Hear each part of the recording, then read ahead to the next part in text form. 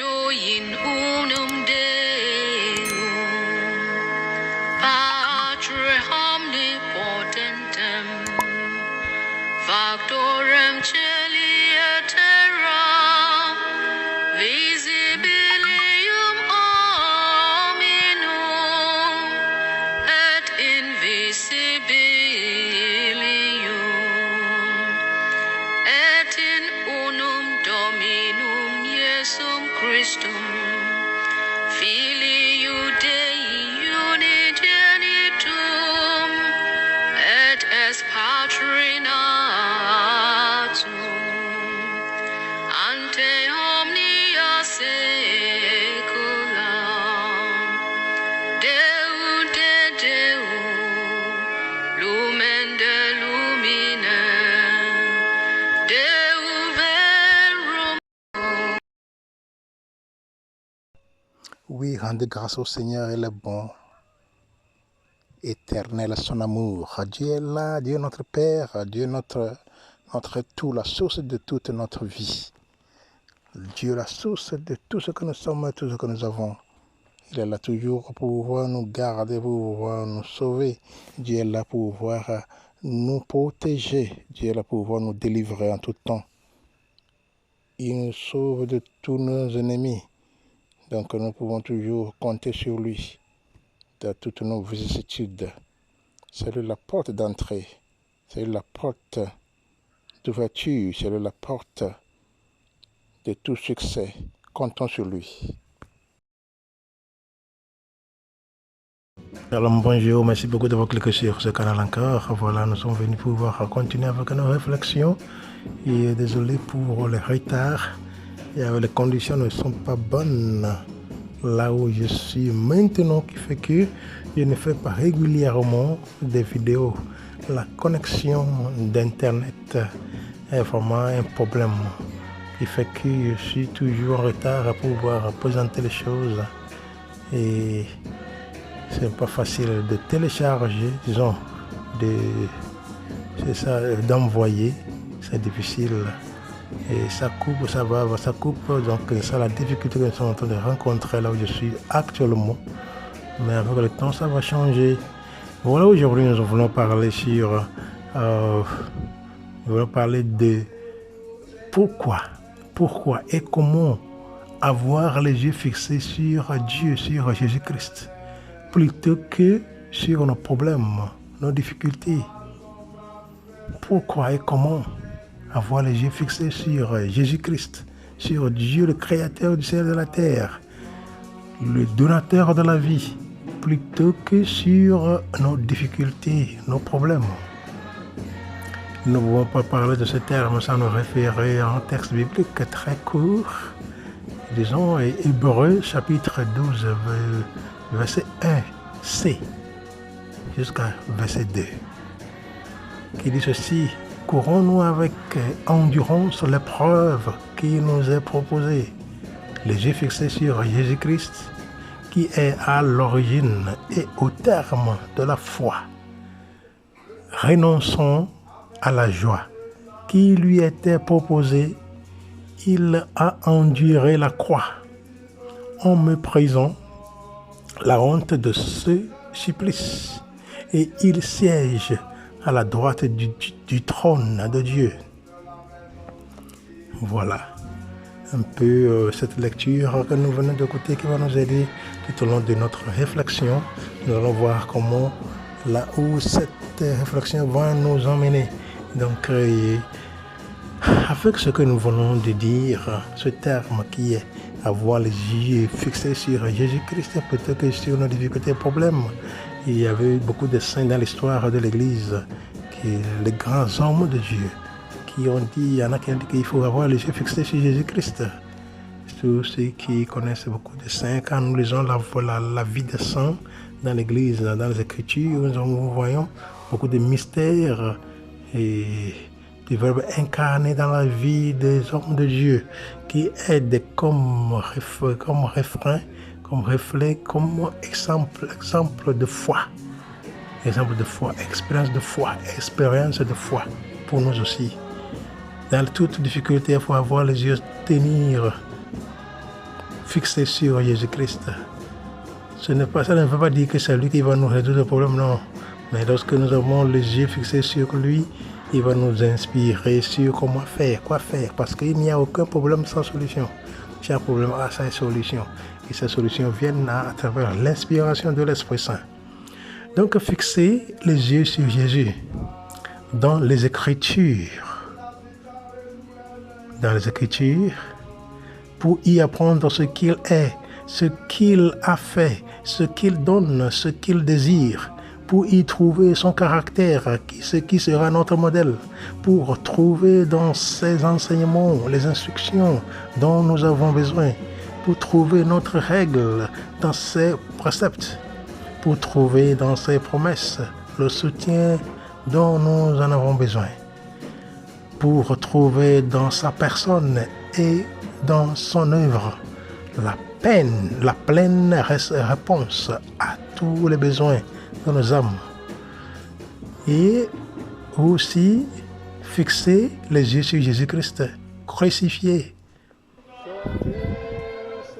Pour trouver quoi? Pour trouver dans son sang notre rançon, notre pardon et notre paix.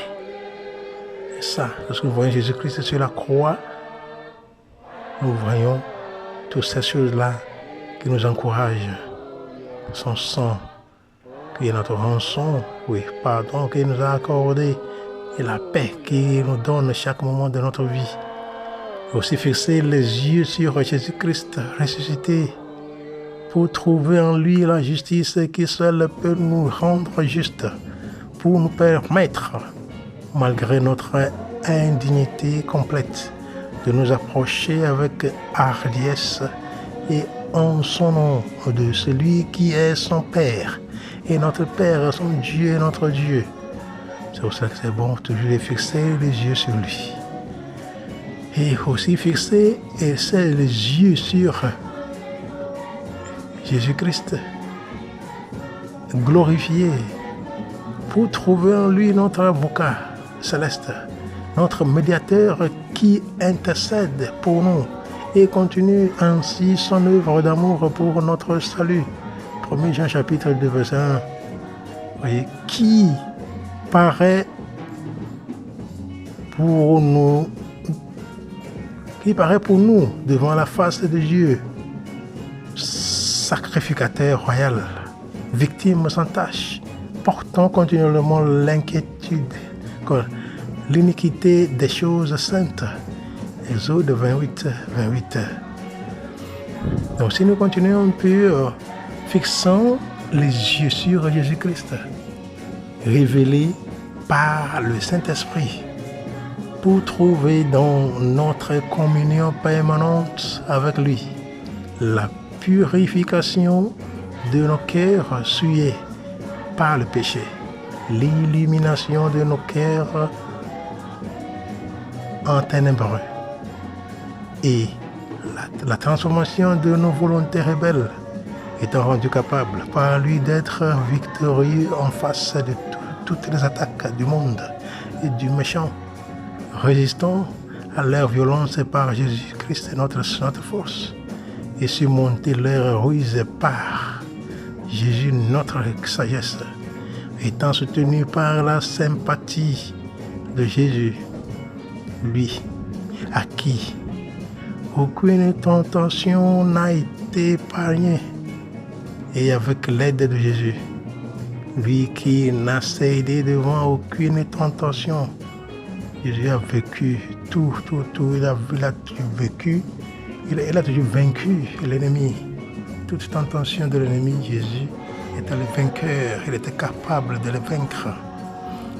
Aussi fixant les yeux sur Jésus-Christ, qui donne la repentance, la conversion du cœur, la conversion, le sang du côté des péchés que nous avons. Donc, aussi bien que le pardon des péchés, parce que c'est lui qui donne la grâce de reconnaître nos transgressions, de les déplorer, de les confesser et de les oublier. C'est ça. Il nous regarde avec ses yeux miséricordieux pour que nous puissions toujours avoir les yeux aussi ouverts, le cœur ouvert sur lui. Pour que ce cœur se reconnaisse, se laisse toucher par sa miséricorde pour lui laisser passer beaucoup de choses dans notre vie. Pour s'accrocher au Seigneur, à faire du bien, pour pratiquer la bonté du Seigneur. Donc, fixer les yeux sur Jésus-Christ pour recevoir de lui chaque jour la mission à exécuter et la croix à porter avec la grâce suffisante pour l'une et l'autre, pour recevoir la grâce qui nous rend capables d'être patients de sa patience à lui, actifs de son activité, aimant de son amour. Ne demandons jamais de quoi suis-je capable, mais plutôt de quoi n'est-il pas capable, lui. Et comptons sur sa force qui est manifestée, parfaite dans notre faiblesse.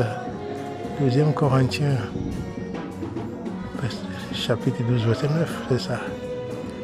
Aussi, fixant les yeux sur Jésus-Christ pour aller de l'avant, en nous oubliant nous-mêmes, en sorte que nos ténèbres disparaissent devant l'éclat de sa face, en sorte que nos joies soient saintes et notre douleur adoucie, aussi bien s'il nous abaisse ou nous élève, s'il nous afflige ou nous console, s'il nous dépouille ou nous enrichit, s'il nous montre comment prier ou s'il répond à nos prières, en sorte que s'il nous laisse dans ce monde, il nous en sépare pourtant, notre vie étant cachée avec lui en Dieu, et notre comportement, lui, en témoignage devant les hommes.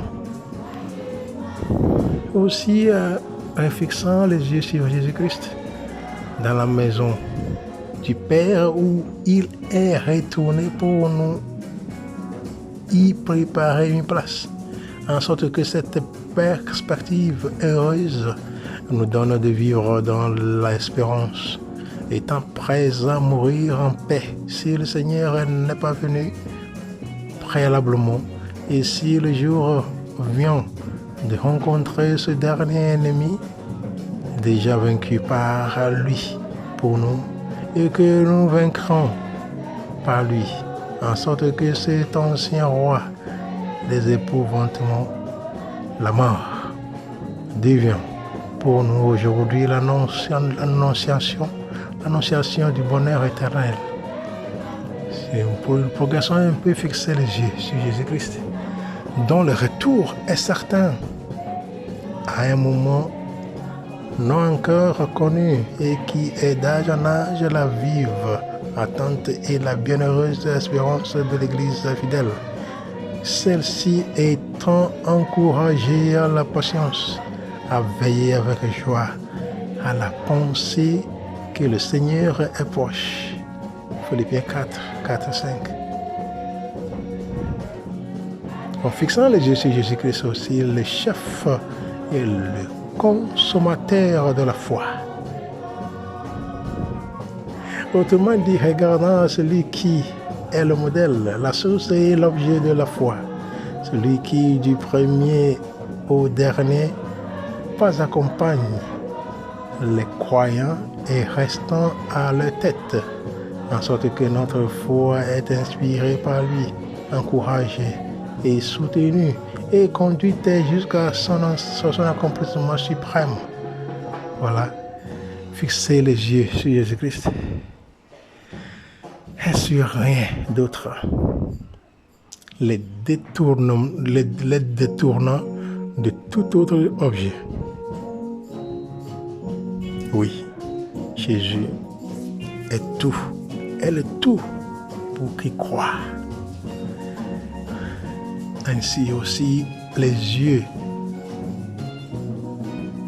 fixés sur Jésus-Christ et non pas sur nous-mêmes, ni sur nos pensées, nos raisonnements, nos imaginations, nos inclinations, nos désirs ou nos plans. C'est sur Jésus-Christ. Oui. Parce que qu'est-ce que nous allons faire si nous fixons les yeux sur nous-mêmes, sur nos problèmes? Il n'y a rien. Qu'est-ce qui va sortir de là? C'est que de penser à lui, de fixer les yeux sur lui. Lui, le donateur d'inspiration. Aussi, les yeux fixés sur Jésus-Christ. Il faut avoir les yeux fixés sur Jésus-Christ et non pas sur le monde, ni sur ses coutumes, son exemple, ses règles et ses jugements. C'est tout sur Jésus-Christ. C'est lui qui donne tout ce qu'il faut dans tous ces endroits, dans ce monde et dans la vie. Aussi les yeux tournés vers Jésus-Christ, bien sûr Jésus-Christ, et non pas sur Satan, bien qu'il cherche à nous terrifier par sa fureur ou à nous séduire par ses flatteries. Oh, combien nous épargnerons de vaines questions, de scrupules perturbants, de perte de temps, de tergiversation devant le mal, de perte d'énergie, de rêves creux, de déceptions amères, de luttes douloureuses et de chutes retentissantes. Si simplement nous fixons les yeux constamment sur Jésus et le suivons où qu'il nous mène, nous serons alors bien trop occupés à ne pas perdre de vue le chemin qu'il nous trace et à ne pas gaspiller un seul instant dans des domaines où il estime inutile de nous conduire. Voilà. Aussi, nous continuons un peu avec les yeux fixés sur Jésus-Christ. Il faut avoir les yeux fixés sur Jésus-Christ et non pas sur nos professions de foi. Aussi évangélique soit-elle, la foi qui sauve, qui sanctifie et qui console, ce n'est pas donner son consentement à la doctrine du salut, c'est être uni en la personne du Sauveur. Adolphe Monod disait, il ne suffit pas de connaître beaucoup de choses sur Jésus-Christ, il faut l'avoir lui-même. Il faut voir Jésus-Christ lui-même. Il faut l'embrasser. Il faut l'habiller comme habit. Il faut le boire comme de l'eau. Il faut le manger comme la nourriture. Il faut le respirer.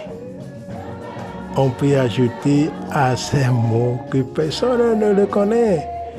En réalité, si d'abord il ne le possède, donc selon l'expression si profonde du disciple bien-aimé, en lui était la vie, et la vie était la lumière des hommes. C'est en Jésus qu'est la vie.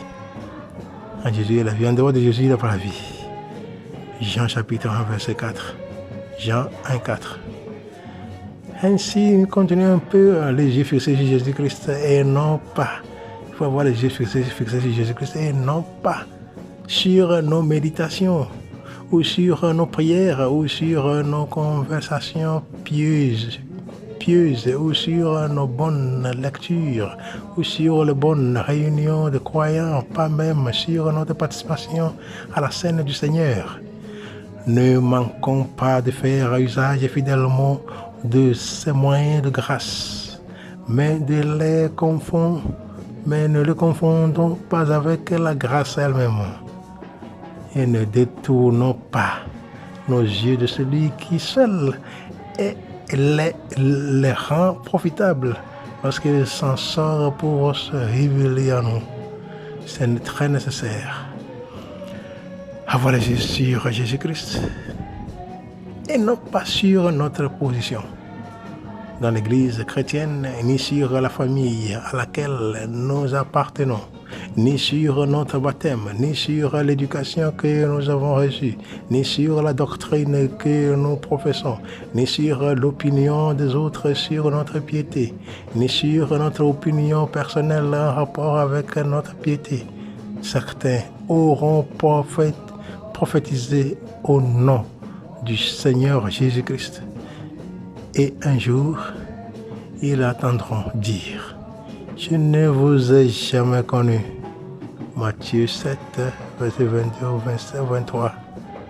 Par contre, il ne manquera pas de confesser devant le Père et ses saints anges les plus humbles de ceux qui ont regardé à lui.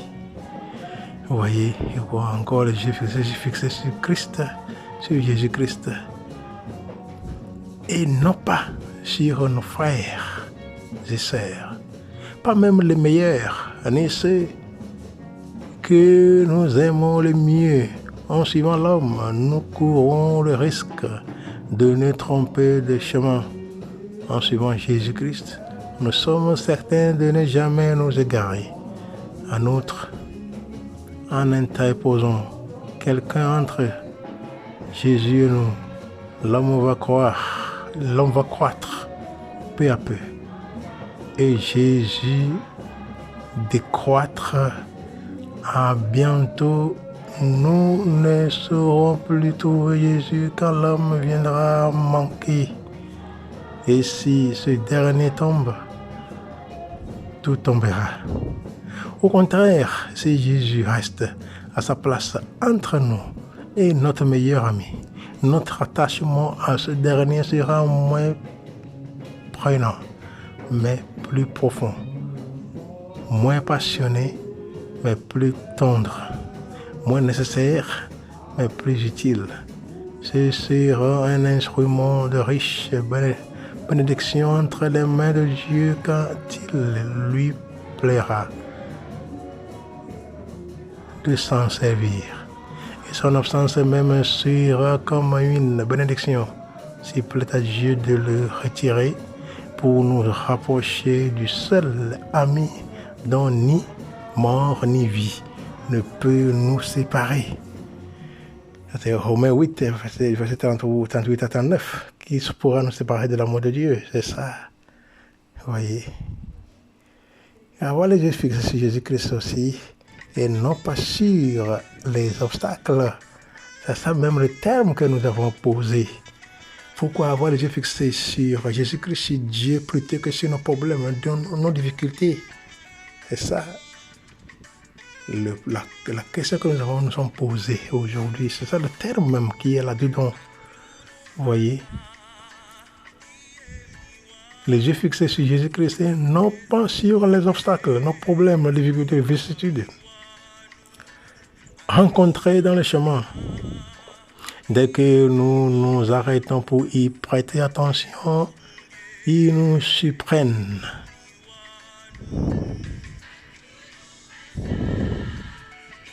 Nous mettent en confusion, nous surmontent, car nous sommes incapables de comprendre la raison pour laquelle ils sont permis, ni les moyens qui nous seront donnés pour les vaincre.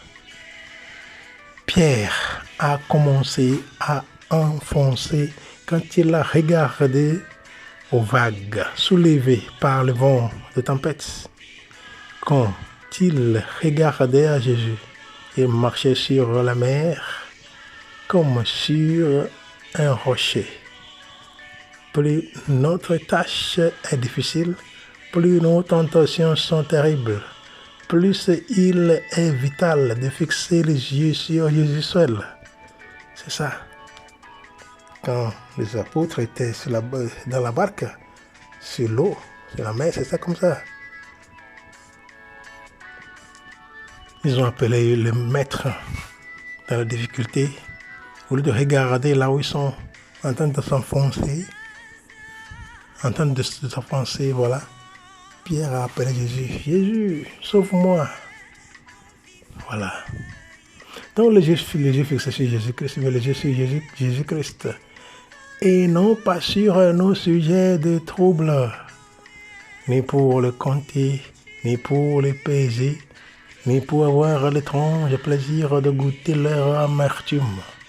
En dehors de Jésus, le trouble ne sanctifie pas, mais il endurcit et froisse. Il ne produit pas la patience, mais la rébellion, pas la sympathie, mais l'égoïsme, pas l'espérance, mais le désespoir. Romains chapitre 5, verset 3, 4, 16. Pas de tout ça sur là.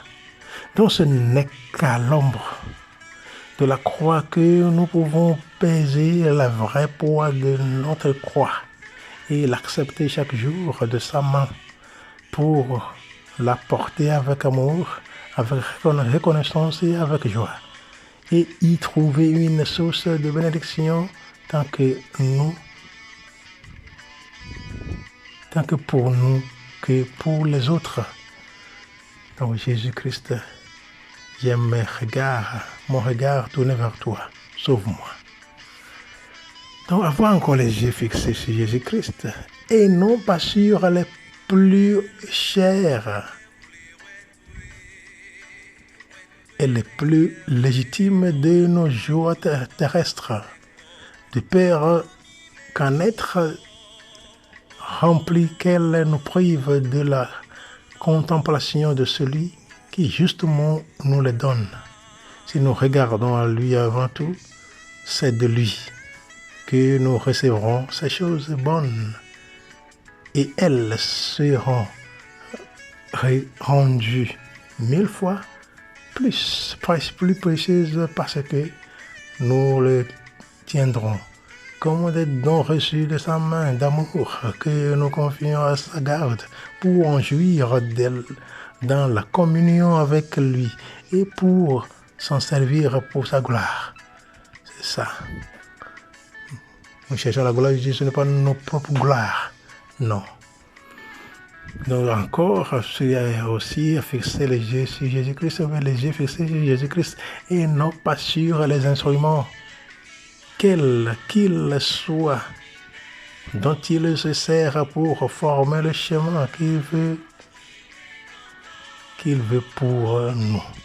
Regardez au-delà de l'homme, au-delà des circonstances, au-delà des 1001 causes si justement appelées secondaires.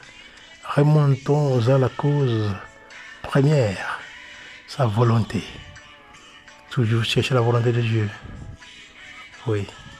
Remontons même à la source de cette volonté, son amour. Alors notre gratitude, sans cesser d'être moins vive à l'égard de ceux qui sont bons pour nous, ne se limitera pas à eux.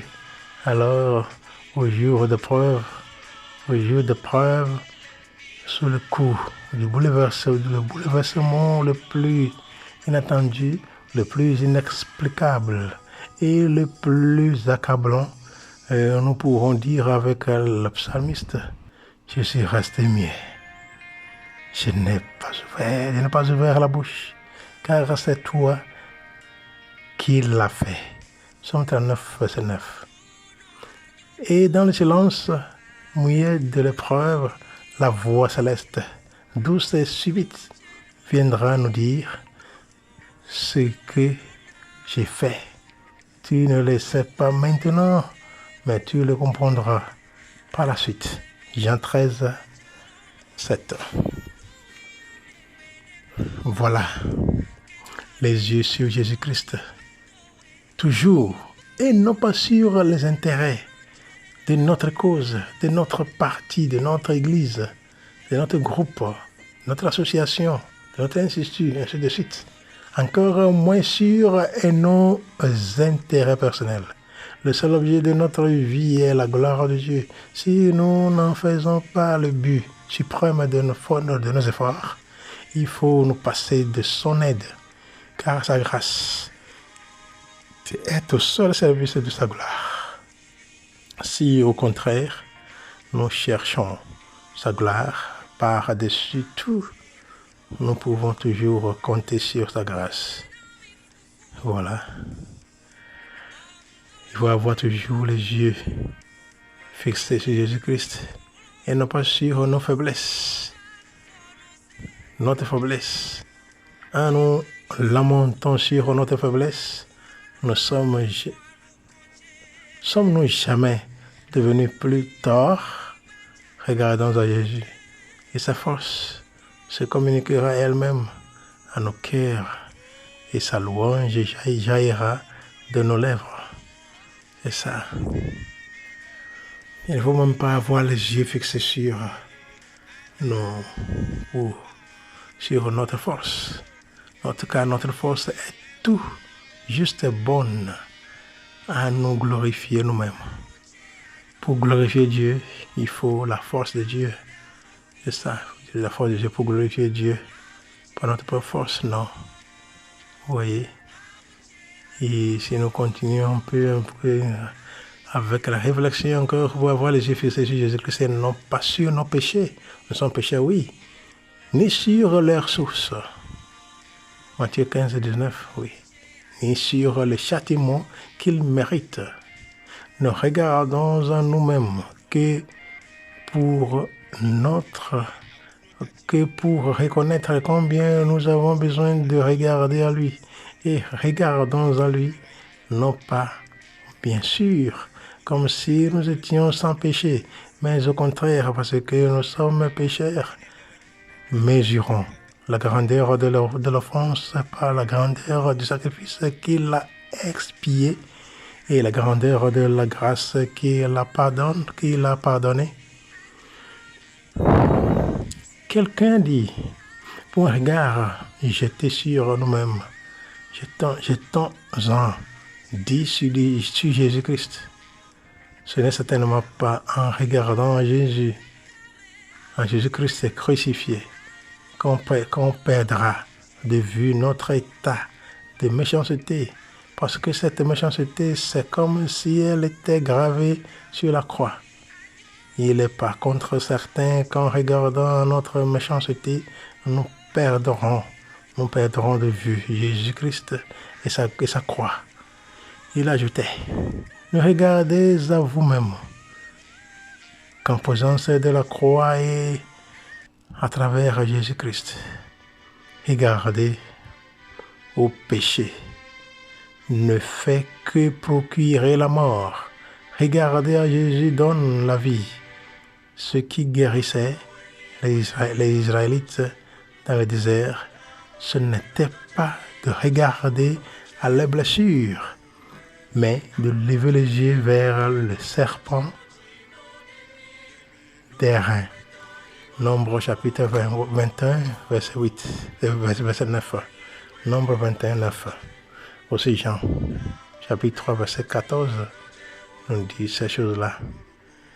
Et puis, si nous procédons un peu, avoir les yeux fixés sur Jésus-Christ et non pas sur nos prétentions de propre justice. Les pires malades sont ceux qui croient être en bonne santé.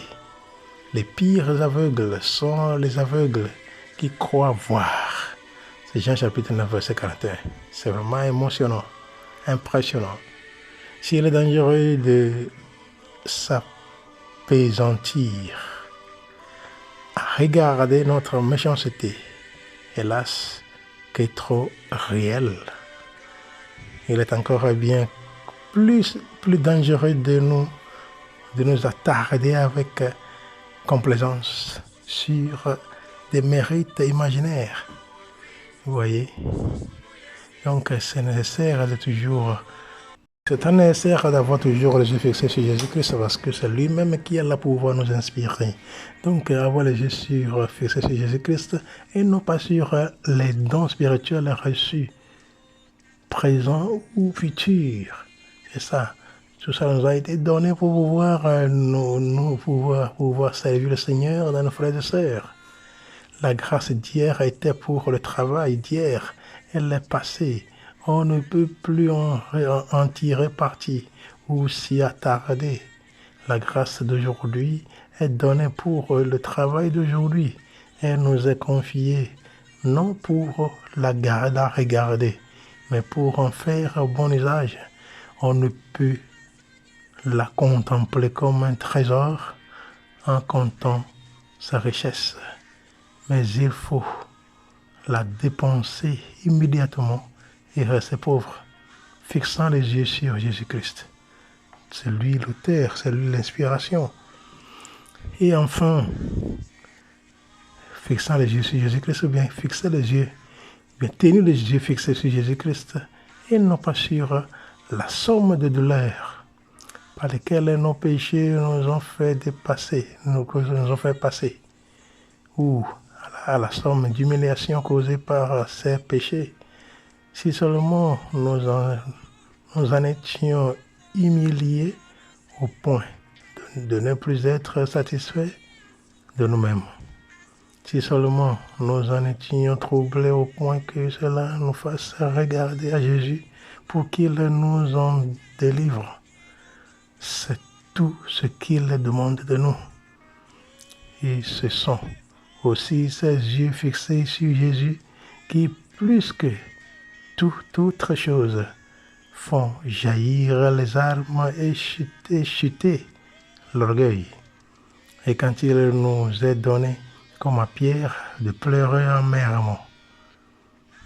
Oh, que nos yeux obscurcis par les larmes puissent alors, plus que jamais, rester fixés sur Jésus. Et même notre repentance peut devenir un piège si nous imaginons pouvoir, en quelque manière, ôter ses péchés par nos larmes, ce que seul le sang de l'agneau de Dieu peut faire. Mon frère, ma sœur, merci beaucoup d'avoir prêté attention. Nous allons continuer par fixer les yeux sur Jésus-Christ pour que nous puissions avoir cette grâce de pouvoir surmonter toutes les vicissitudes de problèmes dans la vie. Ayant les yeux fixés sur lui, nous donne courage et l'audace de pouvoir aller de l'avant. Nous donne la force, la grâce de pouvoir surmonter toutes les vicissitudes des problèmes dans notre vie. Aller de l'avant, aller au large, pour aller faire de merveilles. Et c'est sa force, c'est son inspiration qui est toujours avec nous. Nous ne disons pas qu'il ne faut pas travailler, on travaille. On tombe dans nos travail, nous tombons, il y a beaucoup de choses dans notre vie où nous tombons. On ne dit pas que que lorsque on prie, on ne travaille pas, ora et labora. On prie, on travaille, n'est-ce pas? On est en train de prier, il faut avoir les yeux fixés sur Jésus-Christ et on est en train de faire l'application. Qui cherche de boulot n'a qu'à faire cette demande de boulot, demande de travail, demandant boulot. Et au fur et à mesure qu'il est en train de faire cela, il est en train de prier. Et donc c'est la prière qui va l'inspirer, qui va l'aider à pouvoir réussir dans ces choses. C'est ça pour nous les chrétiens. Nous les chrétiens, c'est ça. Tous ceux qui ne sont pas chrétiens aussi font leur sacrifice pour pouvoir réussir dans les affaires. Merci beaucoup d'avoir écouté. Que le Seigneur continue par nous bénir. Il ne faut pas oublier de liker, de vous abonner, de partager et de commenter. Merci. Shalom, shalom, shalom.